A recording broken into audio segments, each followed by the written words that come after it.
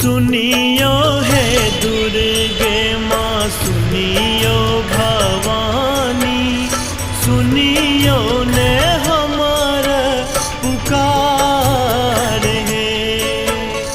सुनियो हे दुर्गे माँ, सुनियो भवानी, सुनियो ने हमारा पुकार है।